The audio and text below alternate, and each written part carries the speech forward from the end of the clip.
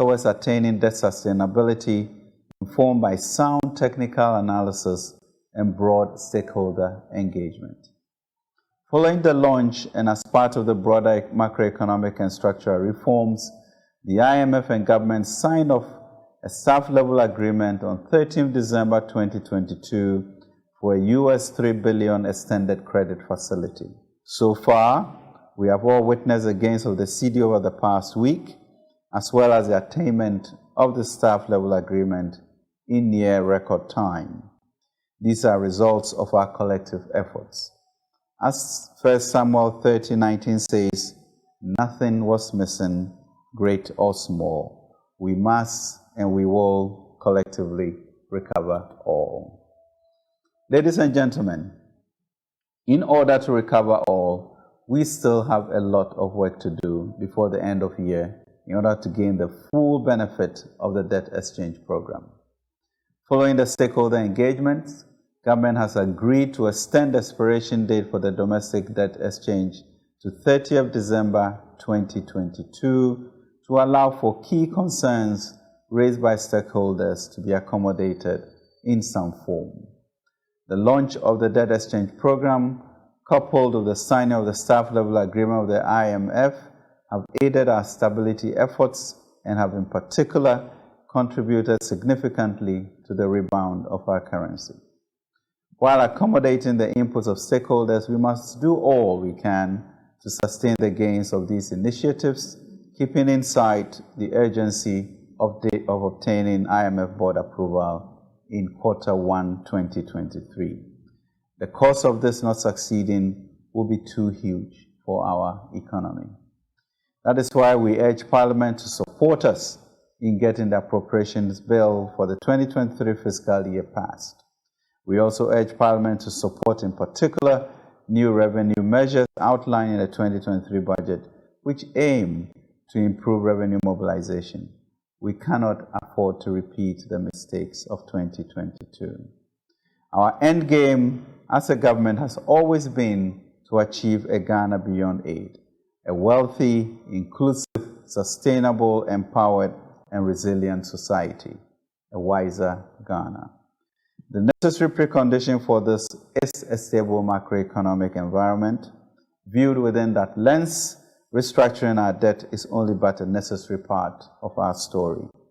The ensuing years will focus on building an entrepreneurial and export-driven economy as we grow the economy to protect and create jobs, tackle inflation, and strengthen our currency. Importation of food should soon be a thing of the past. We cannot afford to lose the essence of forward momentum for our economy as we navigate towards stability, predictability, and growth.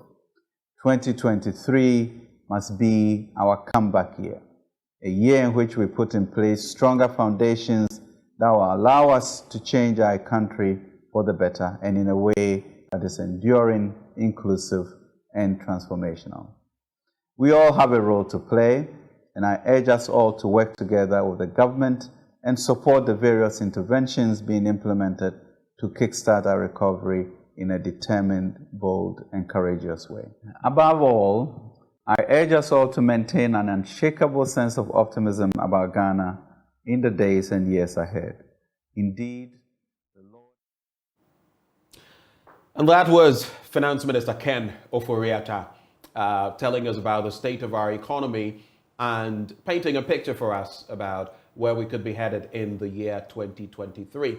A number of matters stand out for us, but we'll be getting into those matters as we host our guests. Dr. Patrick Esuming, an economist at the University of Ghana Business School, together with Professor John Gachi, Dean at the University of Cape Coast School of Business. Dr. Patrick Esuming, a very good morning to you, sir. Good morning to viewers. It's great to be on your show again. Right. Before we come to you, let me also mention we have in the studio my own colleague who lights up your mornings, Bernice Abu-Baidoo, Lansah. Good morning. Good morning. How are you? I'm now taking a proper look at your, is it a vest, coat, with a brooch as always? Thank you. I like your brooch as well. You're in competition with me, but it's fine. No. You are in a comfortable lead on this one. But here we are. Yesterday, we listened to Ken Ofori-Atta. I have a number of things swirling in my head. I don't know about you, but how about we can start the conversation? I mean, same thing for me. I listened to him, where for me the key thing was whether he was going to talk about all the opposition, not only from Parliament, right, but from organized labor. I think that was very missing. We didn't hear anything. Maybe they're dealing with it behind the scenes. No, but I don't want it to get ugly. Yes, but it will be important to let the rest of us know, because we know that the strike has started. Well, they are saying that from the 27th. Yes. Basically, they've given an ultimatum. Yeah, and right. I mean, but the announcement, remember last week we said it was going to be Monday, and then now they're saying that we're going to do this. And they're actually calling for support from the private sector. They are asking workers in the private sector to join. I don't know about you. I received a message yesterday from my fund managers. I've been receiving messages for weeks now. Yes. I got another one yesterday. Yesterday was the first time that I saw, and I think that I don't know if that's part of the bigger plan where government wants the investors, the managers that it has engaged to trickle it down to the ordinary worker. I choose ordinary advisedly. But I just felt that for something that had come to the fore like this, it would have been good to hear what the finance minister had to say about that. And also because in the list of persons he mentions, or groups of persons he mentions are engaged, organized labor is not a part of that. And that for me is a big problem. But we'll see. The 27th will come, and the 30th will also come, the new deadline for the debt exchange, and we'll see how things go. Dr. Esuming, we have expressed our thoughts about how we appreciated this. What was your appreciation yesterday of the finance minister's delivery on our debt exchange situation and our debt, basically? I found it interesting, Bernice and Dr. Esuming. You remember where in the statement emanating from the finance ministry, they talk about the fact that our debt, both external and domestic, is unsustainable. I found that curious. Yes, that is why we're going for the program. But at the same time, one of the preconditions for an IMF deal to be concluded is sustainability when it comes to debt. Your reactions, Dr. Esuming? So, to begin with, I think the fact that our debt is not sustainable is something that we've known for a while, even though it has not been officially declared. The reason why an IMF required that you do a debt sustainability analysis is the same reason that when you go for a loan from a private institution, a bank, they have to be sure that you will be able to repay the loan. So if the IMF gives us a program under a condition where our debt is not sustainable, then don't forget the IMF support is a loan that we have to pay back. Then essentially we are not in a position to pay back.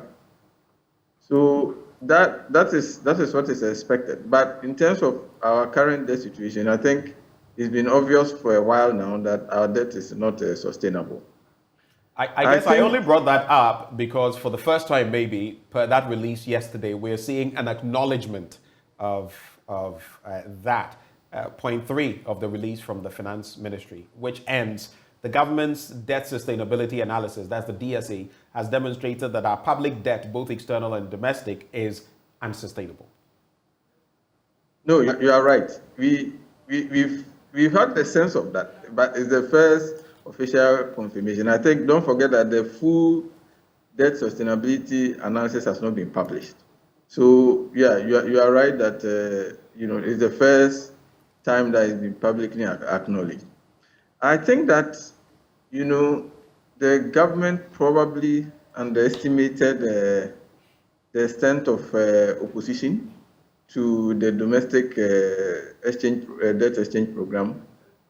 And what the reactions clearly indicate is that the level of consultation and that was expected hadn't been done, because it seems like this has come as a shock to many Ghanaians and many people who are affected by the debt program. In some sense, the extent of the opposition also reflects the fact that many of those affected probably think that the the way we are doing the burden sharing is not equitable, and that it appears that, the government is not fully or is not properly taking its fair share of the cut, and then appears to be pushing this on the debt holder. So going forward, I think, hopefully there's more engagement with those who are directly affected, and that we ultimately come out of this. Because as painful as it sounds, people who have worked hard and through no fault of theirs, have to take a cut on their long-term funds that they've put aside. As painful as it is that they are not directly responsible for the current economic situation you find ourselves, having to bear these pains, we have to understand that if the debt exchange program fails and we are not able to secure the IMF program now, there's going to be a bigger pain for all of us to deal with much later on. Right.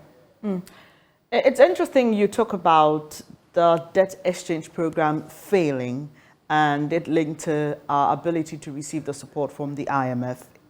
When the minister was giving us an update on the economy, he did anticipate opposition, obviously, but he wasn't specific towards Labour, as I've said earlier. He rather made an appeal to Parliament, and I'll just quote him, where he says that the next stage, which is currently ongoing, is for Parliament to consider and approve the budget estimates of individual MMDAs. In addition, Parliament is also considering for approval the fiscal measures, both revenues and expenditures. Now, he continues to say, we are therefore calling on Parliament to favourably consider the fiscal measures in the 2023 budget, as they are an integral part of the package for addressing the economic challenges facing the country and will facilitate the approval of an IMF program by the board. So this is where we are. Anticipating some delays in Parliament, because we know the minority has said, for example, the VAT, it will kick against the new percentage. And we know what Labour has said about the pension fund. So on the debt exchange side, there's another issue. And on Parliament side, there's another issue. What is the most appropriate way to deal with it, seeing that government is hoping to get this board approval by the first quarter of next year? Does that even seem realistic for you? So given how quickly we'll be able to secure the staff agreement, you get the sense that there's a commitment from at least the IMF side to make sure that we get this approved. But clearly, when that press conference was held and the IMF issued this statement, it became obvious that the ball is now in the government's court. The next action is ours to take. So there are two aspects. To deal with the debt sustainability part is the debt exchange. So obviously you would expect that at this point, the government is seriously engaging the bankers, engaging the pension funds. But obviously a lot of the pension funds are holding funds of workers. So you expect that at this moment, the government is, even if quietly, engaging the union leaders and trying to explain and convince them why this is necessary at this point and why we have to take these measures. Then the budget side is trying to bring in new measures to raise more revenue. Don't forget that the budget that was read, the government is anticipating substantial increase in the revenue from this year's revenue. So on that score, I just hope that we don't make it a public spectacle that we did with the 2022 budget, and that there's real and proper, honest engagement going on behind the scenes, rather than publicly trying to, it's okay to publicly entreat them to come on board, but I think meeting them and then explaining, understanding their concerns, the minority in Parliament, understanding their concerns, and trying to find a common ground on the way forward is extremely important. so that we don't have the public spectacle that we had before. But I still feel that maybe if there's a way for government to, the budget has been passed, if there's a way for government to also make some changes to the 2023 budget, to show a lot more cuts to the public expenditures, especially payment to political office holders, and show that. Are you speaking of Article 71 office holders specifically or broadly? Yeah, the Article 71 office holders more specifically, because I think in a sense people see that a lot where we are is because of decisions that those Article 71 office holders have made, and there's a general sense that the burden is not being shared equally. So it will be good that at least we missed the chance with the reading of the budget, but I don't think it's too late to show that, okay, given the extent of what is happening, maybe the government might reconsider some of the terms of the domestic debt exchange program.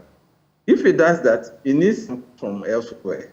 So maybe that is where they might want to consider making further changes, especially the government expenditure side of the 2023 budget.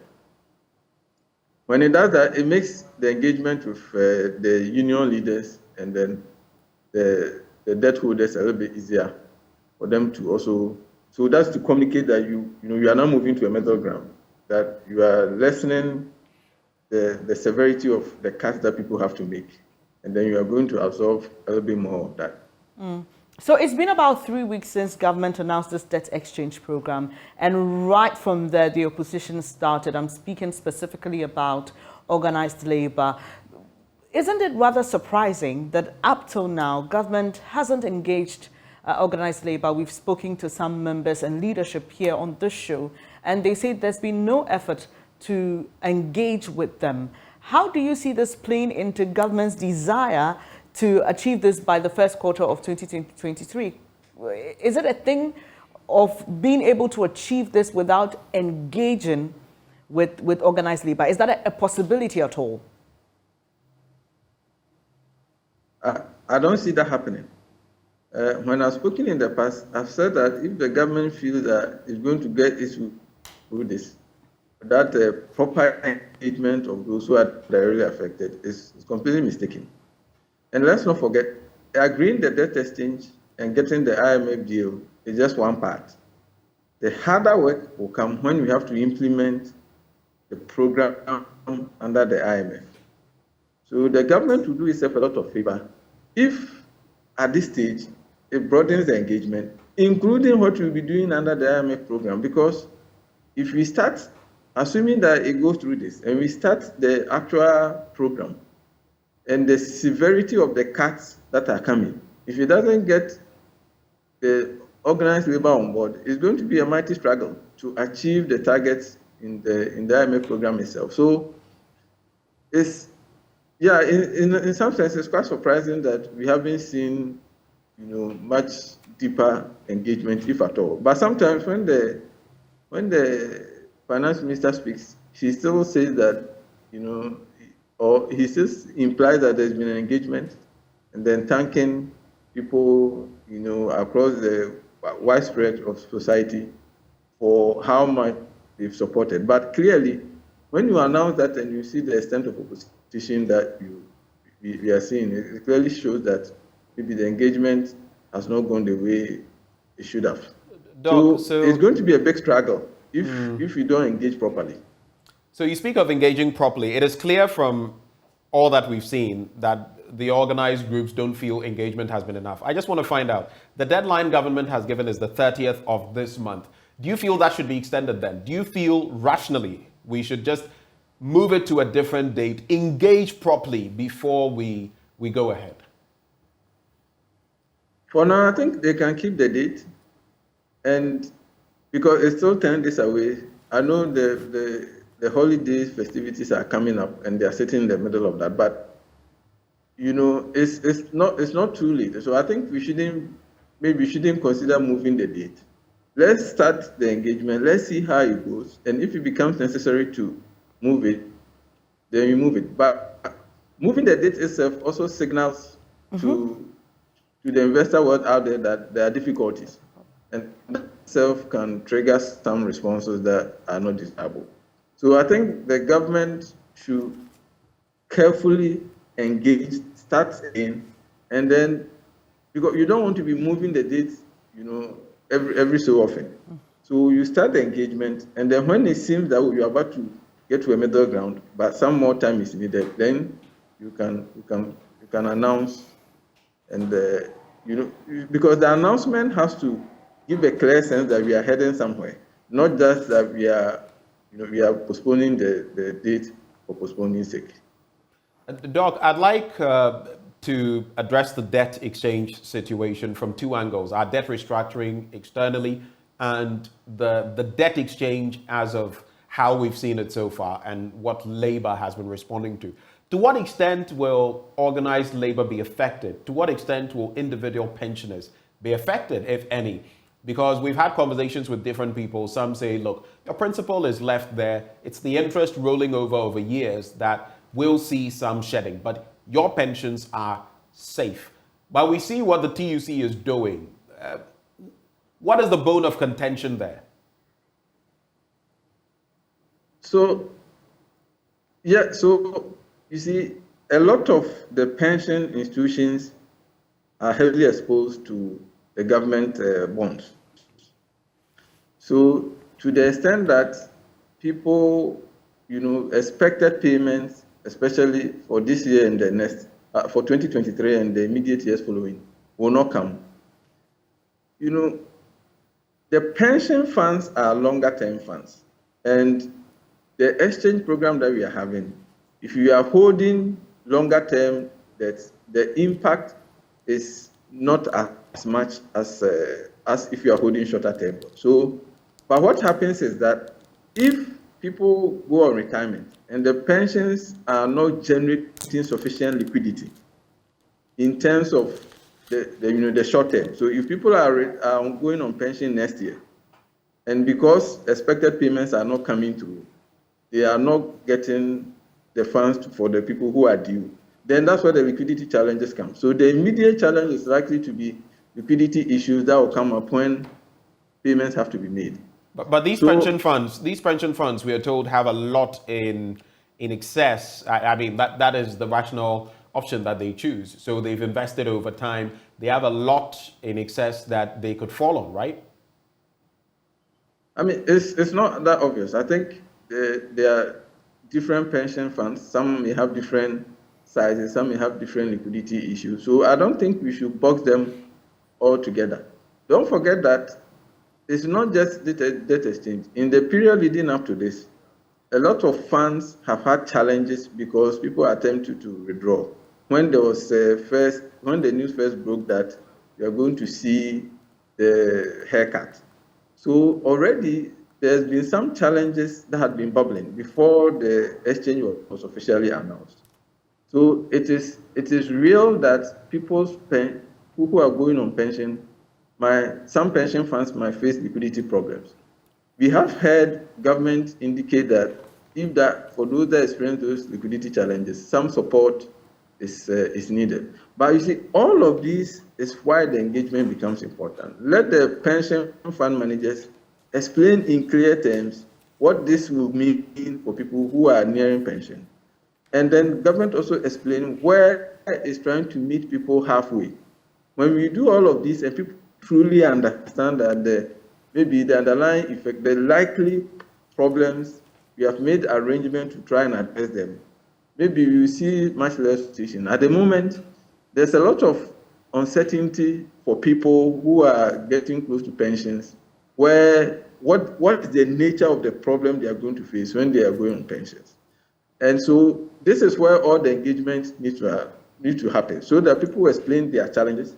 The government will find a way to mitigate them. Once they understand that, it's maybe the next few years that we see cash flow problems, and those will be addressed. And then ultimately, because the pensions are in for the long haul, it's not going to have, maybe in 30 years, 20, 15, 20 years' time, the impact on their pensions will be minimal. I think people will buy to it. But at the moment, there's not a lot of clarity, first, between the pensions and the pensioner, the potential pensioners, in terms of what will happen to them and what measures are being put in place to ensure that their pensions don't suffer. So that's a big part of the opposition that they are seeing. Right. I have a question on the proper debt restructuring, but just because of what you said, so is it justified what the TUC is doing, organized labor, or is it justified from the standpoint of the paucity of information? Is it justified, the route they are taking?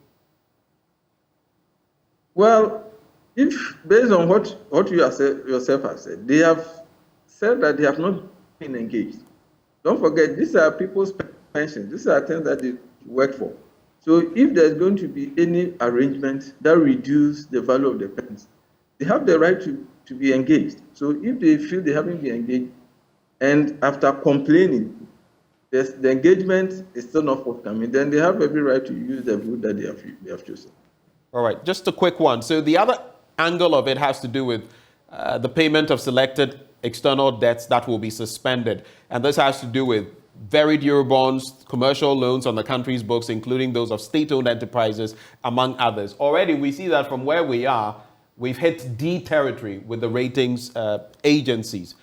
Your colleague, Professor John Gachi, says this debt payment suspension, it's sending a wrong signal to investors. Do you agree with him? And what could be the consequences of this? So I think investors out there would have known for a long time that this is coming. And part of that has already been incorporated in their decision making. When people decided to pull out their funds, and we saw the currency depreciate sharply, part of this was that people knew that government is going to face challenges repaying their loans. And something like this, a debt exchange program, a suspension of payment like this was coming. The question is, the specific details that will be announced, whether it will be much worse than they anticipated, exactly what they anticipated, or will be better than what they anticipated. In the announcement that the press release that was made yesterday, the only thing that was said is that there's a suspension. But whether the specific terms of, the re-engagement, what we will do with going forward with repayment of the debt, that has not been clearly explained. The government says that it is open to engaging all those external creditors. So ultimately, I think it's the outcome of the engagement. But yes, it doesn't speak well that even though it was anticipated, this has been. It's not a good signal that we are doing this. But we sounded this out quite some time back. So the market out there are aware that this is coming. What others might complain about is that maybe they would have expected a little bit more detail, a little bit more specific information about what is likely to happen than the government simply saying that it's open to engagement. Don't forget, with the domestic debt exchange, a suspension like this wasn't announced. The government simply came out and put a proposal out there. So maybe the government hasn't finished engaging properly with the external creditors, and that's how it's gone about it this way. But in my sense, it is clear that the market has been anticipating this, and whether there will be further negative consequences, a further negative reaction, will come down to whether what will be finally put forward is worse than what they anticipated. If that happens, then the economy will take a further hit. Right. So, talking about all these issues brings to mind the concerns about speculations during the time where we saw the cedi decline sharply against the US dollar. Let me take you back to the finance minister's update on the economy and just a few points on what he says there. So, following the launch and as part of a broader macroeconomic and structural reform, the IMF and government signed off a staff-level agreement on 13 December 2022 for a 3 billion extended cedi facility. So far, we've all witnessed the gains of the cedi over the past week, as well as the attainment of this staff-level agreement near record time. These are results of our collective efforts. And he goes on to quote a scripture and says, ladies and gentlemen, in order to recover all, we still have a lot of work to do before the end of the year in order to gain the full benefit of the debt exchange program. I remember even with getting this IMF deal, government projected that it was going to do so in November, and we got it in December. Would you say that government is not setting realistic timelines with regards to the other steps in attaining this support from the IMF, considering that we have just about 10 days to end the year? So, I mean, the government has always been very optimistic in terms of when things will be agreed with the IMF. But you also have to say that being able to achieve the staff level agreement was much quicker than many of us anticipated. But going to the next step, though, I think that maybe the government is underplaying the level of opposition is going to face, especially with the domestic debt exchange. So my sense is that it's still a long way to go. First quarter, by the end of first quarter, to get the IMF board to approve, it looks possible, but from what we are seeing today, it looks a little bit optimistic. So it depends on how the government engages and how quickly it's able to convince both the Ghanaian public and then the parliamentarians to pass the laws and then come to the agreement that it is expected. So as we see today, it's possible, but it looks so many things have to work in our favor for us to get the approval the first quarter as we are anticipating. Right. So we have Professor John Gachi on. I'll just ask you this one and then we bring him in. Talk of speculations again. And we here on this show have had experts and guests suggest that Ghana is bankrupt. We haven't had an official communication, obviously, from government on this. Former President John Dramani Mahama on his Facebook page made a post about 11 hours ago. He says, tragic, Ghana officially bankrupt. There are those who believe that this will feed, obviously knowing who he is and his status in society, this could possibly feed into how people begin to react and the ripple effect it will have on the economy. What are your quick thoughts on that? I'm not too sure that that post declaring that Ghana is officially bankrupt I'm not sure that it will have much effect. Like I said, this has been coming.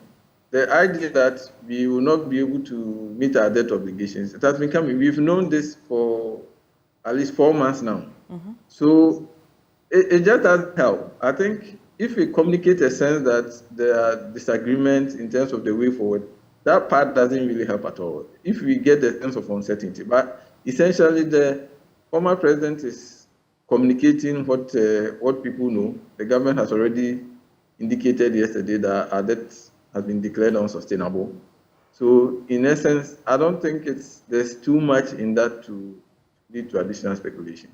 Right.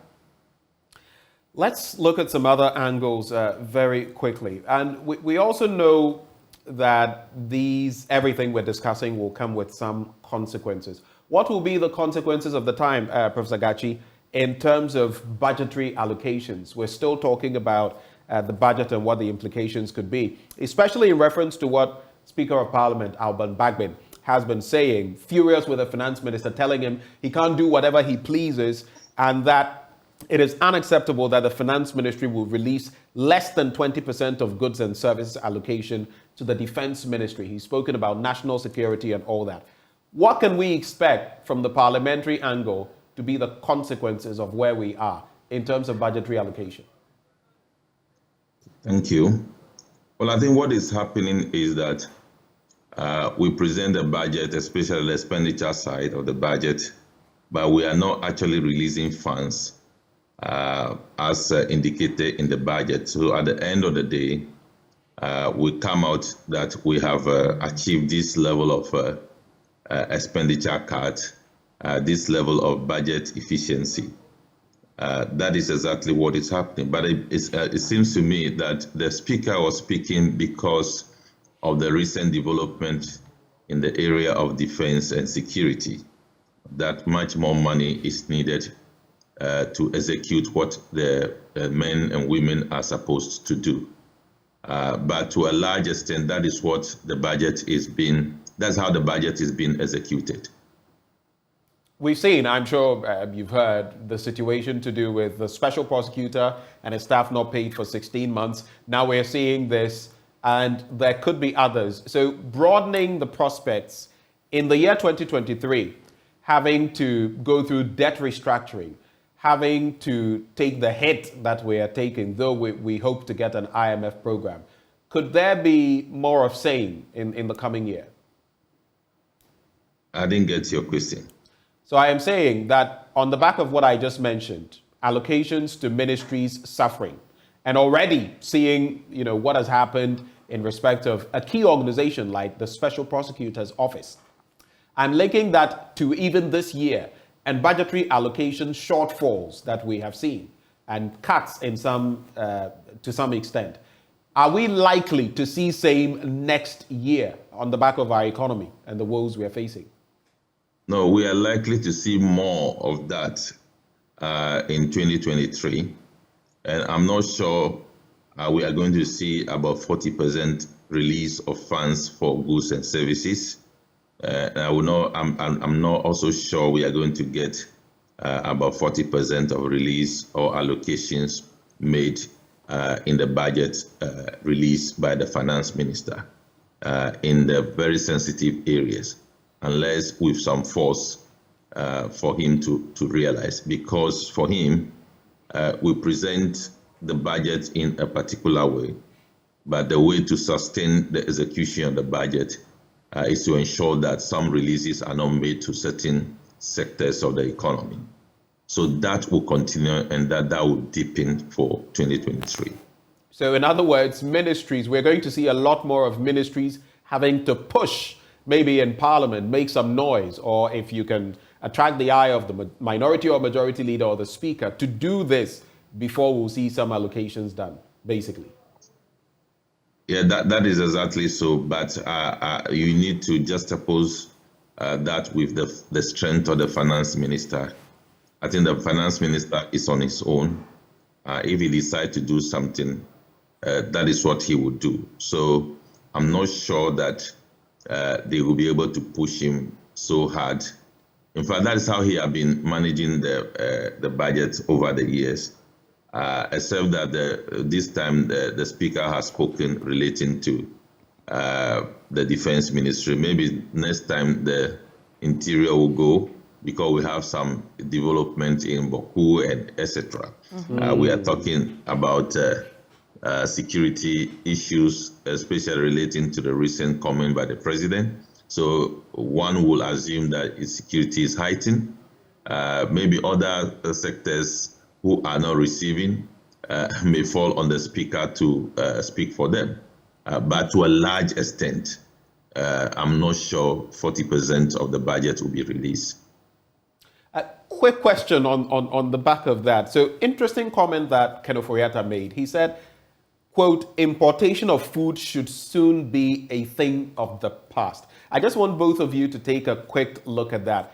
We've heard in recent months the president speak about import substitution, corroborated by the finance minister. But how realistic is it, especially when you put it into context? I was speaking just recently about the fact that 80% of poultry farms in Ghana, according to the Poultry Farmers Association, have folded up. The remaining 20% are struggling to survive. In the midst of all that, in the past 5 years, 2017 to 2021, Ghana, with a population of about 31 million, has imported more chicken than any other country on the continent. More than Nigeria with about 206 million. More than Ethiopia with about 115 million. More than countries like Tanzania and South Africa with 59 million plus each. How realistic is that? Again, last year, we brought in tomato seedlings or seeds from Burkina Faso because we tend to go for their tomatoes for a project. That has yielded practically nothing. So this talk from the finance minister that importation of food should soon be a thing of the past, is it realistic, or are we merely tickling ourselves and laughing? I'll start with you, Professor Gachi, then Dr. Esuming, you can take a bite at that, and Bernice will come in. Yeah, I think it's a very important development. There's no reason why we should be importing some of these items, but the backsliding on the production of this item have been so deep and so pronounced that it is not possible to give a total ban on this importation for 1 year. So that is not realistic. What we should be doing is to provide a targeted scale. For example, what percentage do we want to do this year and how do we want to execute it? That plan should be to be clearly rolled out.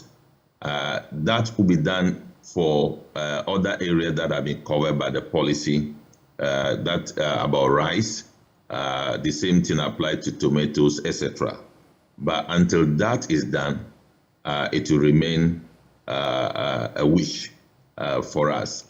I also think that the government policy has become possible because the government doesn't want to spend foreign exchange on those things. Mm-hmm. And as a result of that, they have announced that policy. So it may not be well thought through, but just to give you a reason why we say we are not going to release foreign currency for the importation of some items.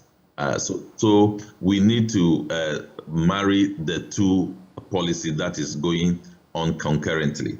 And as I speak, our production is very expensive. We need to do something about that. If not, so we will not be competitive when it comes to poultry, etc. So I believe it's not realistic. We need to target slowly as we go along. Dr. Esuming? Yes, so I think I will largely agree with what my colleague has said. So we cannot suddenly become or stop all our importation overnight. There are several things that need to happen. First, we need to address the challenges with domestic production. The cost of producing in this country are really high. So we need to start from there. And it's not a clever idea to say we are going to ban or stop the importation of some items at a short notice. If you do that, you could end up seeing domestic prices skyrocket.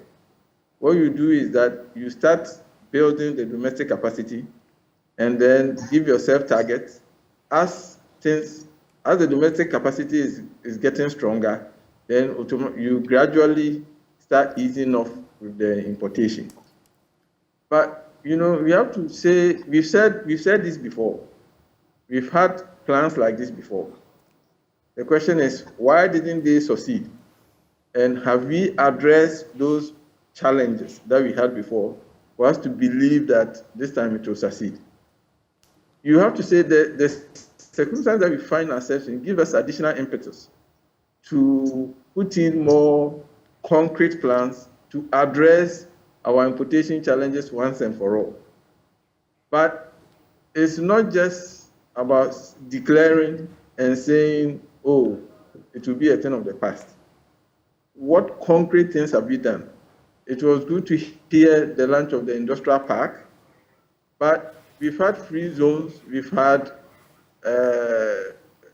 different kinds of support, we've had planting for food and jobs, we have planting for export, rearing for export and development, and so on and so forth. And all of these have, over a 5-year period, having succeeded in halting the importation. So we have to understand that it's not just announcing. We have to have specific targets. We have to have specific programs to address known challenges. The government has to start using its power of procurement to support domestic production. And then also, you have to avoid the inconsistency in policy making.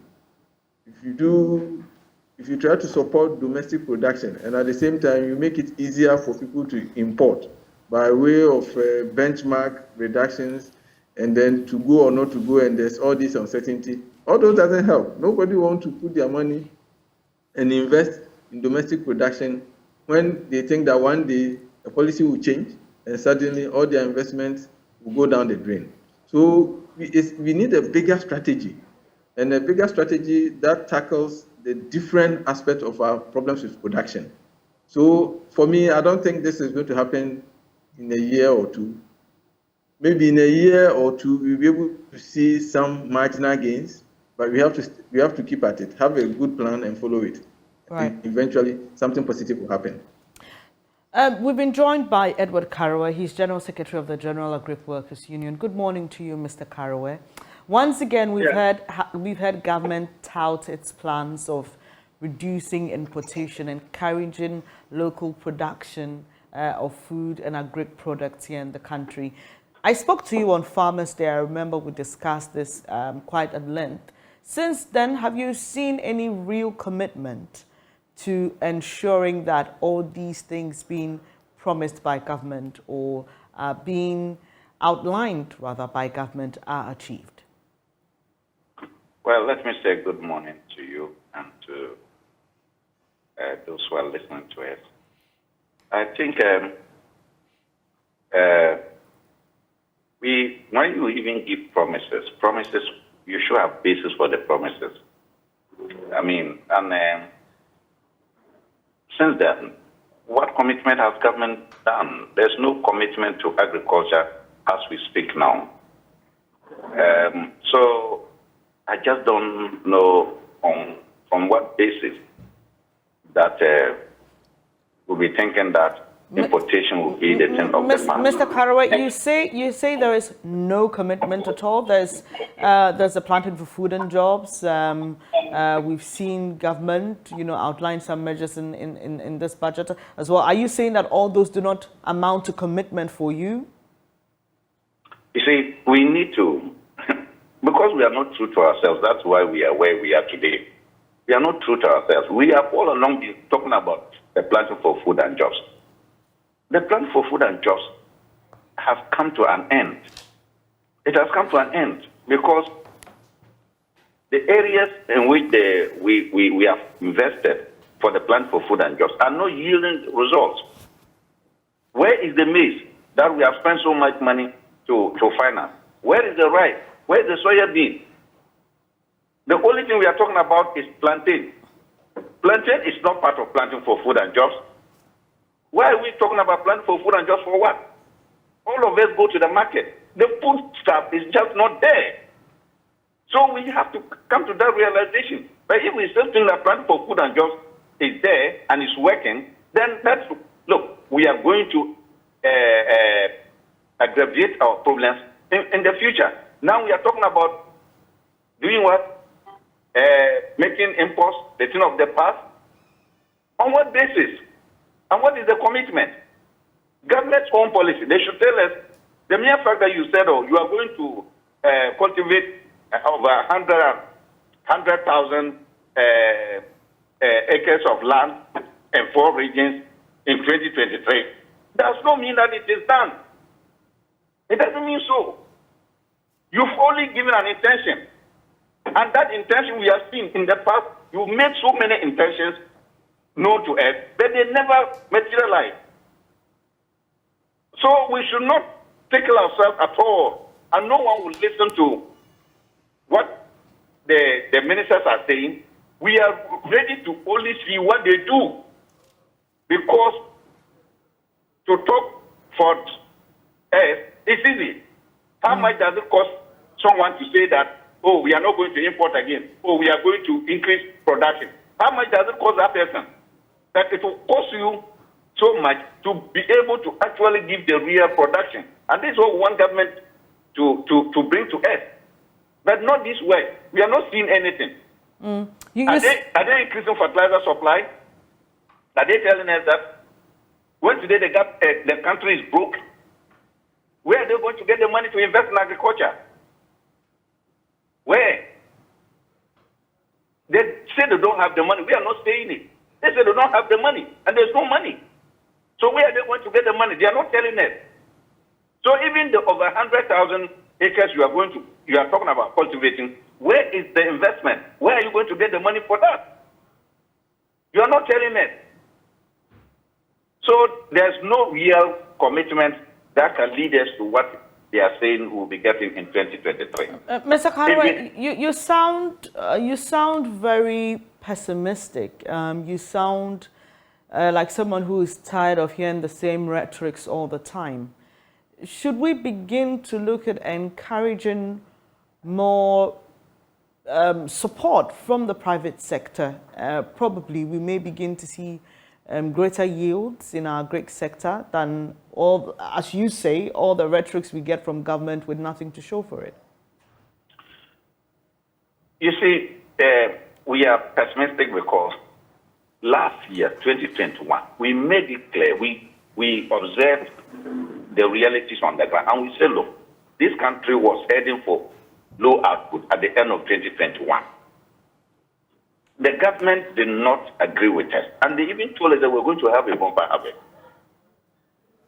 There was no fertilizer. They themselves told us the fertilizer was smuggled out. There was floods everywhere. When finally we had the fertilizer, it was too late. And all this, yet they said we're going to have a bumper harvest. We never got it. This year, all of us have paid dearly. 2022, the Ghanaians have paid dearly for our low output in agriculture in 2021. So it is when you tell them the realities on the ground and they are saying no. Let me tell you, this year, a bag of maize, which used to sell in the north around 150 Ghana cedis, it is now about 500 Ghana cedis. So tell me, what is going to happen? And we are just exiting the harvesting season. We are now going, next year, we are going into the lean season. What will happen to a bag of maize in February, March, thereabout? So everything is clear. And if they are still saying that, look, the plan for food and jobs is working, of course, who is it working for? It may be working for somebody else, but not for Ghanaians. And sometimes what we say is that it is let the people praise you. Because these are verifiable, tangible results. So if the results are good and prices have come down, and we, those who are talking like this, say that no, the situation is a different way, people will call in and even say no, that is not it. All right, Mr. Karwe, so what is at the heart of this? Is this a policy problem? Is it that we don't have the right policies?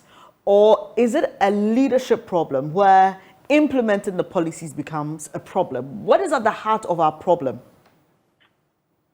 Well, our policies, it's also a policy problem. Most of our policies are not well thought through. And then, because when a policy is well thought through, the implementation is linked to the policy. It's not just about building castles in the air, but you build castles that you can really build them. But when you are talking about castles that are in the air and you cannot materialize them. So implementation is linked to the policy making. And our policy implementation is very poor. Very, very, very poor. Even where a policy is good, implementation will just make it useless. And we are not committed to implementation. And you see, I think that people, public officials, are not held accountable for creating waste. Because whoever imports fertilizer into this country or uses government money to buy fertilizer to subsidize for farmers, and then that same official comes to say that the fertilizer is smuggled out, and that official is not held accountable, I don't know who you can hold again.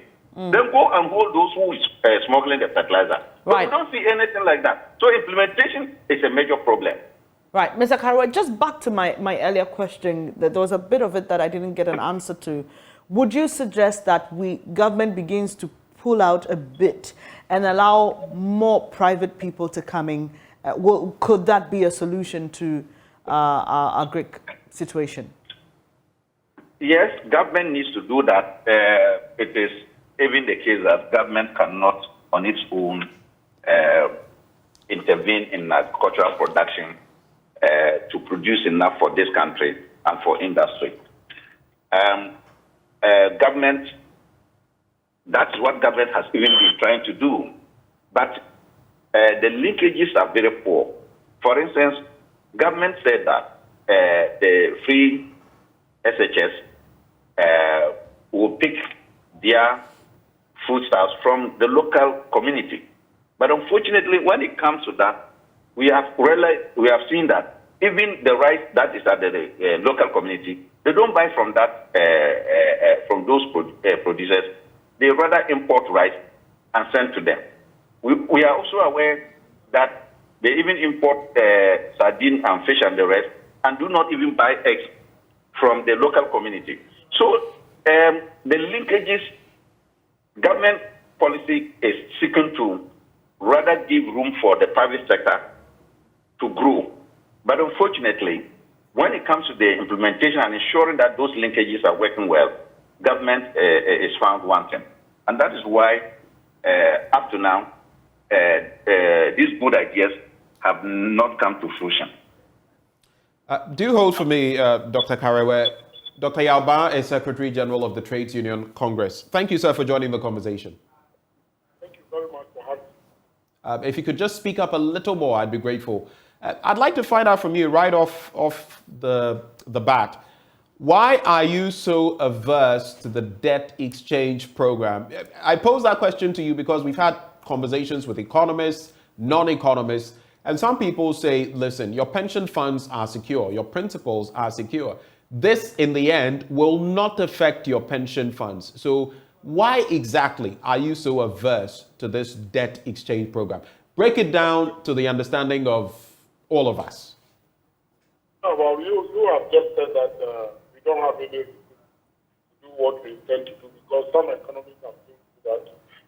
Dr. Ba, we're facing a bit of a problem hearing you properly. I don't know whether it's from my end or yours. Because I'm driving. I told the guy who called. Okay, right. We'd be grateful if you could just park and just speak to us for a few minutes, no more. No, I will not park. I'm going to a very important meeting at the Ministry of Finance now. All right. Okay, it's great you mentioned that because we were just discussing before you joined the program why government hasn't, or it appears government hasn't reached out to you for an engagement considering your opposition to the debt exchange program since it was announced. Is this with regards to the debt exchange program, this meeting you're talking about? And is this the first time you've been called for such a meeting? Yes. So organized labor is meeting Minister for Finance now today at 10 o'clock to discuss the way forward. Right. And has there been any effort from your side to reach government? Because it's been about 3 moving into 4 weeks since you started opposing this. We wrote to government, and our demand was very clear that government should not touch pension funds. And yesterday we got a response from government. And in that response, they said they have extended registration deadline to 30th of December. And so that will allow time for us to talk. So we are going to listen to what they have for us. But as I have said many times, this issue is not something we are going to negotiate. It is not subject to negotiation. It's not negotiable. Pension funds cannot part of this debt. Simple, straightforward. But that's exactly our point, Dr. Ba. Why is it non-negotiable? What is it that makes it non-negotiable? We're in a state as a country where we've been told without something like this, we can't get an IMF deal. Why is it non-negotiable? We don't want the IMF deal. The only thing that we can do to even prevent it better for us. But that's not the reason we want to fight. Why we are fighting is because we do not accept that pension funds should be part of such a thing. It is simply morally wrong for you to call on your poor pensioners who are earning 300 Ghana cedis a month to come and pay your debt. And then people who have still tons of money in treasury bills are exempted from it. It doesn't make sense to us. And we are going to make sure that this is reversed and reversed completely. So if by 27 we haven't heard anything from it, as I said, we are not going to negotiate today. We are going to hear what government has for us. I hope they will tell us that we have heard pension funds are exempted. As we said, some economists are saying they are not. We don't understand it that way. Let them explain to us that pension funds are not part of it. And then that will be the action. Otherwise, they will withdraw our services until pension funds are exempted. So let me just get this clear, Dr. Ba. Are you saying then that though you are going into this meeting, regardless of what happens, your mind is not going to change? You are attending the meeting, yes, but nothing is going to change. You remain where you remain. No, I haven't said that. What I'm saying is that our request, our demand is very, very clear. And we are expecting government in this. Perhaps government wants to meet with us to announce that your demand has been met. Maybe that's what they are calling us. And but it's the same thing you're saying. You're basically saying, well, maybe government could tell you that, but they could also tell you, look, these are the reasons we have to do this. What then would be your reaction? I don't know. You let's get there. I expect that you tell us that we have heard you. They have followed all what we have been doing all this time. They have heard your intended strike, and so we want to assure you that pension funds will not be part of this program. If that is the case, then we are all happy. But if that doesn't happen, then we go ahead with that.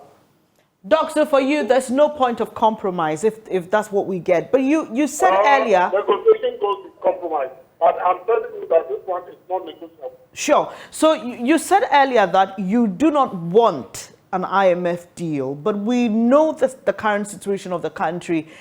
Beyond the IMF deal, how do you think we can get out of this?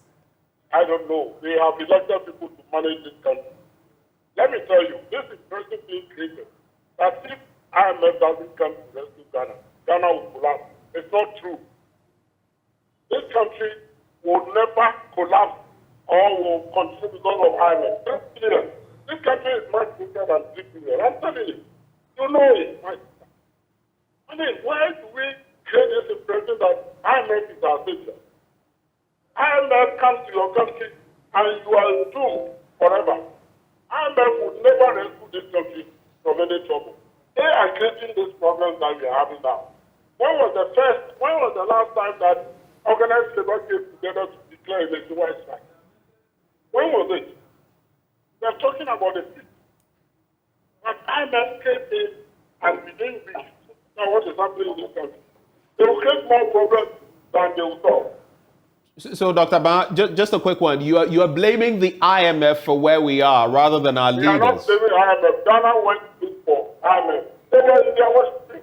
And then we said they should come and help us. And now they have told them it's stadium. They are not our people. IMF can get out of this country today. And Ghana will not collapse.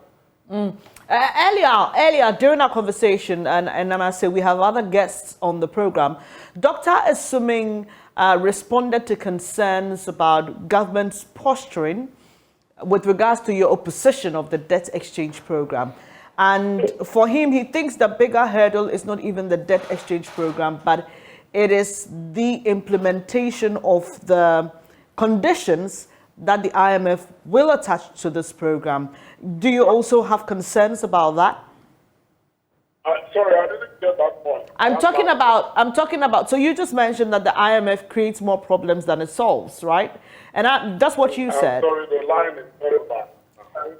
All right. Because I'm driving towards that. Hi, Doc, can you hear me? Is it better now?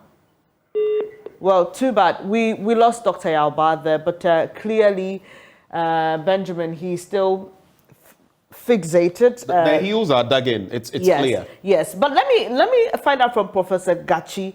I asked him a question about what we could do beyond going to the IMF to get out of the woods, and he says he didn't know. But are there other options we could consider, seeing that Dr. Ba and many like him believe that we don't even need to go to the IMF in the first place. And maybe before you come in, Doc, if I may add, and Bernice, in other words, let's assume there were no IMF. What would we do? Right. Hello, Prof. Is that question to me? Yes, Prof. That's to you. Okay, I think let's put the thing in perspective.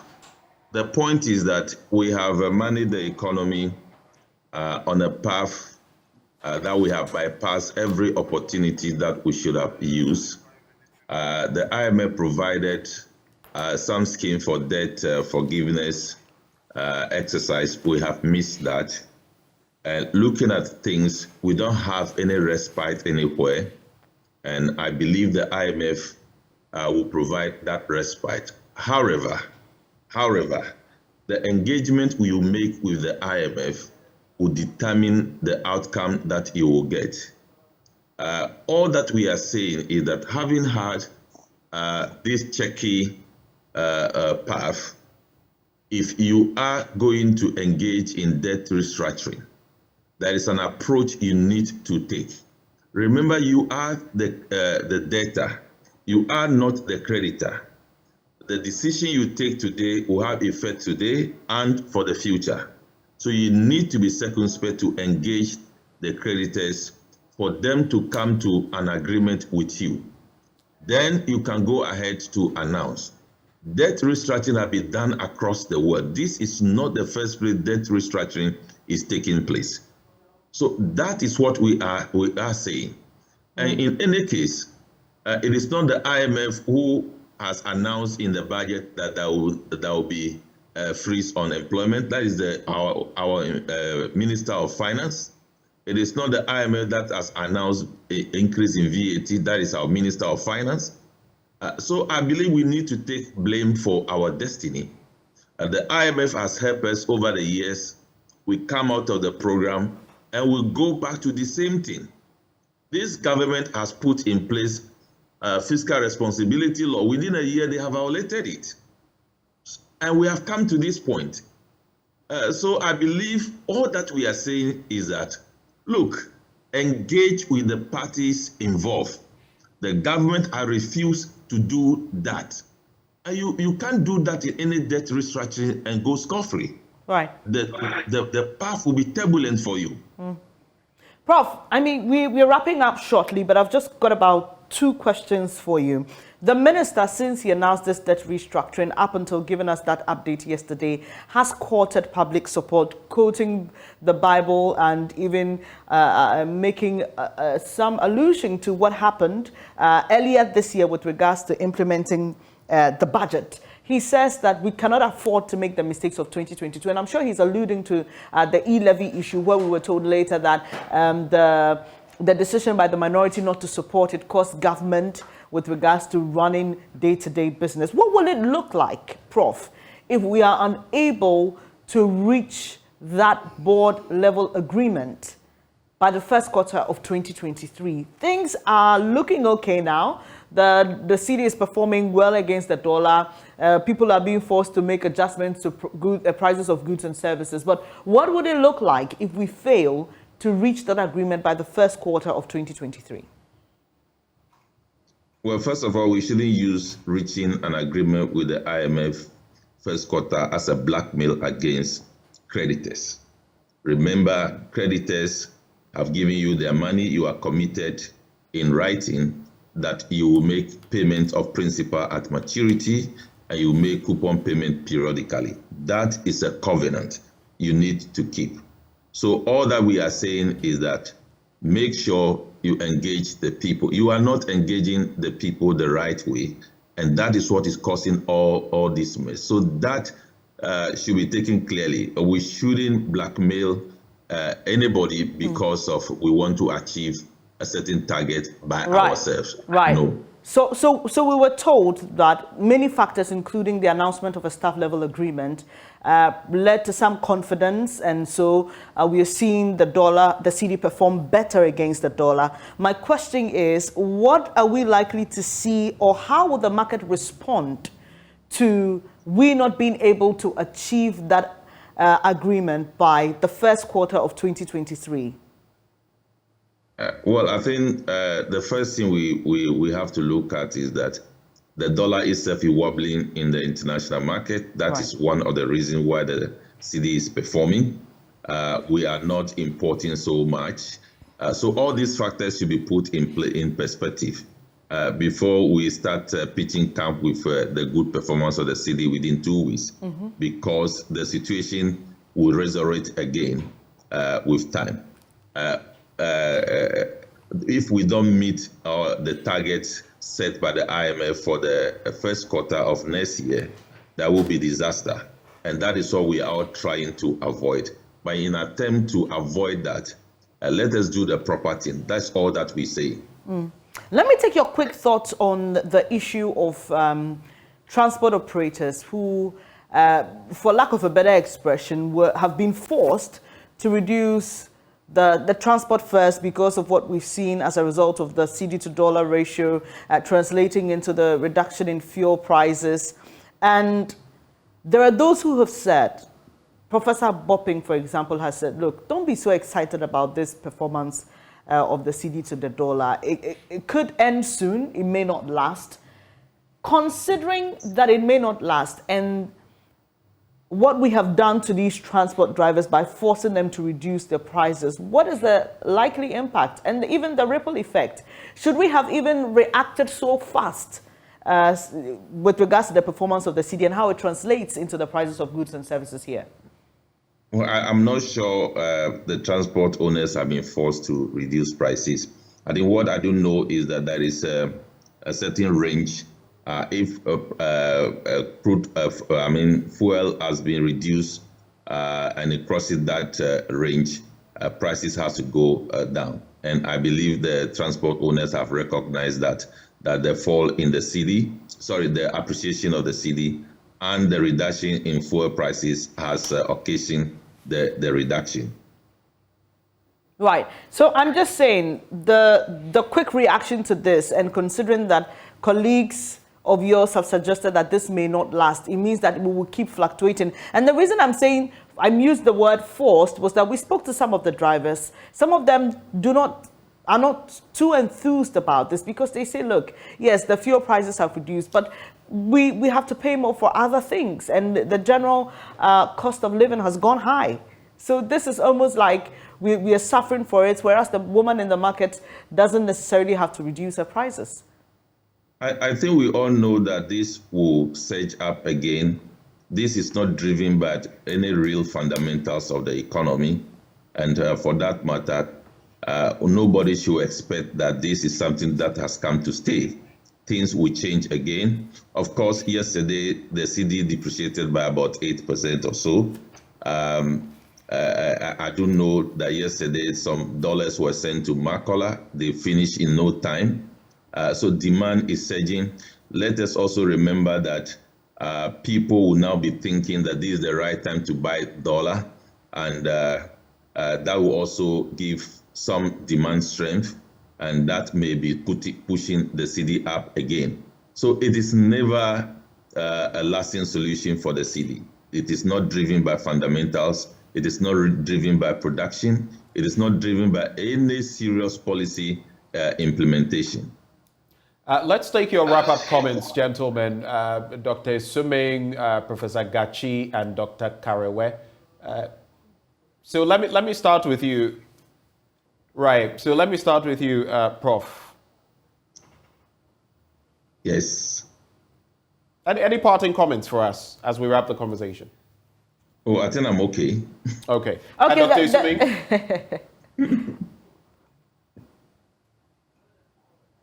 Yes, I think, I'll just say that we are in difficult times. Let us talk, let us engage, and let's not pretend that all our solutions are in the heads of just a few people. We should engage, and especially when you are going to bring something that is painful for others, the least you should do is to listen to them and try to assuage their fears. So I hope that that's what we are going to do going forward.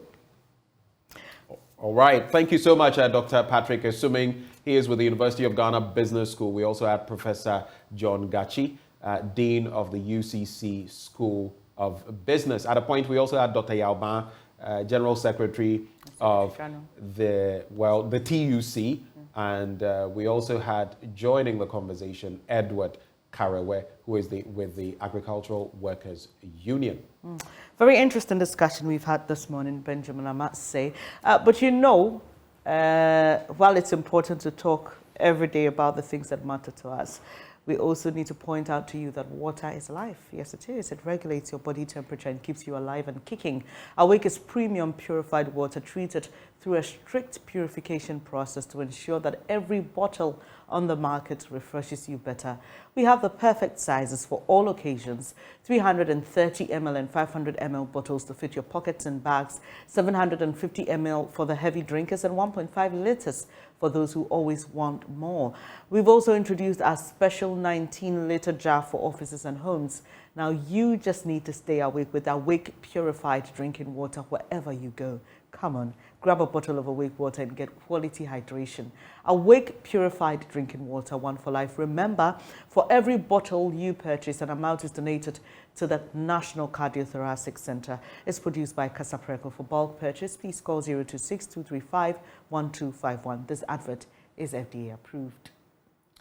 Well, on that note, we take a bit of a breather and we'll return with more action as we engage the Ghana Revenue Authority. It has retrieved over $93 million and 421 million Ghana cedis from multinational companies and local companies operating in the country through its Informants Reward Scheme. What is it about the scheme? Why has it been so successful? More on that after the break.